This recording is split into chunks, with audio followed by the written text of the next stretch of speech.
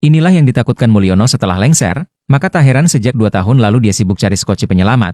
Mulai dari wacana 3 periode hingga perpanjangan masa jabatan yang gagal total. Dan kemudian dengan cara culas merubah konstitusi berhasil mendudukan anaknya si Fufu Fafa ke kursi wapres, yang justru menambah besar gelombang kemarahan rakyat.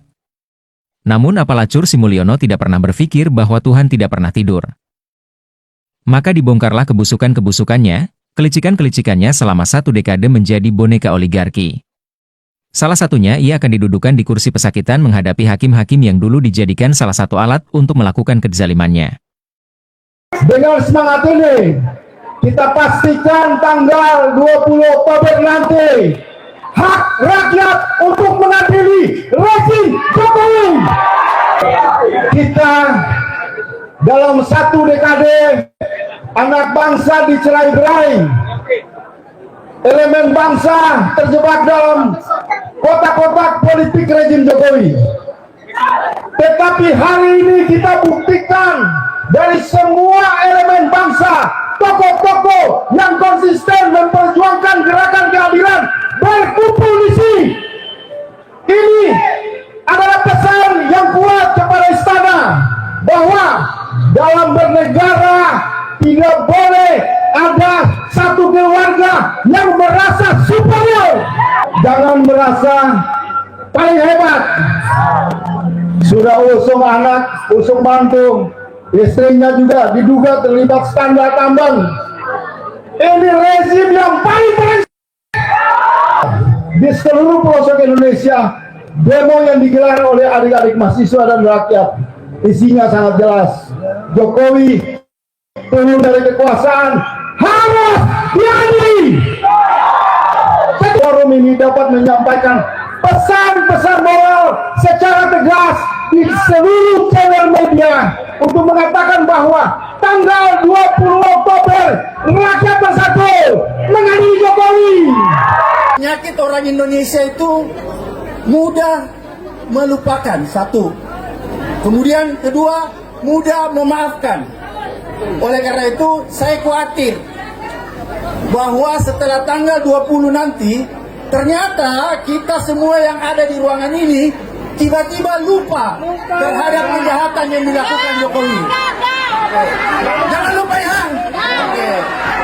Oleh karena itu, supaya kalian semua tidak lupa dan kita berkomitmen di ruangan ini, siapapun yang ada di ruangan ini, kita harus konsisten menyatakan bahwa setelah Jokowi berhenti tanggal 20, 2 hari atau 3 hari setelah itu, maka kita harus rame-rame datang ke KPK atau ke kepolisian mengingatkan aparat penegak hukum agar supaya segera melakukan penyelidikan terhadap keluarga Mulyono.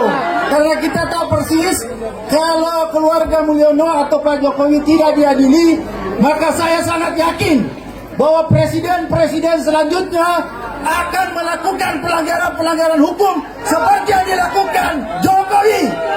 Oleh karena itu, sekali lagi saya ingin mengingatkan kita semua, setelah tanggal 20, mari kita duduk KPK dan kantor kepolisian untuk mengingatkan bahwa segera melakukan penyelidikan terhadap Presiden Jokowi. Siap? Adili Jokowi. Dia memperlakukan undang-undang dasar seperti anggaran rumah tangga, rukun kampung dia. Ya. Betul-betul ini sebuah manusia toksik yang bodoh bin tengil, ya, yang betul-betul menghina undang-undang dasar 1945. Jangan lupa UUD itu dasarnya undang-undang, tapi oleh si Jokowi ini, ya, itu betul-betul menghina kita semua.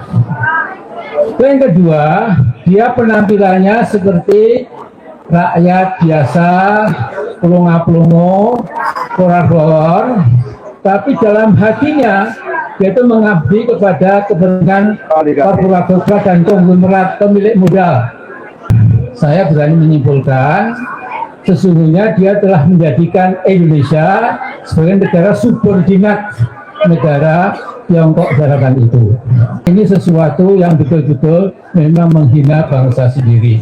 21 Oktober kita akan gerakan rakyat untuk menjebol si Gibran si Bupava itu yang sangat kotor, ya, serba pornografi, ya.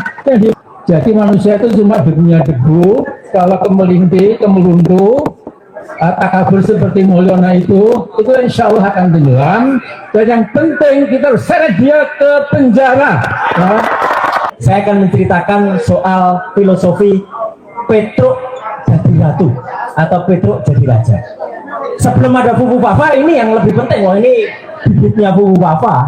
Di zaman modern ini ada anak rakyat jelata dari Boyolali dimuliakan oleh demokrasi, kemudian tapi dia membunuh demokrasi, memperkosa konstitusi.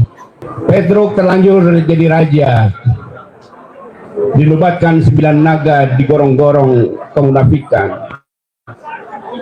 Saat itu rembulan menutupi matahari, 8 menyelimuti mata hati, akal sehat terperosok diselokkan, kalangan intelektual ikutan bebal.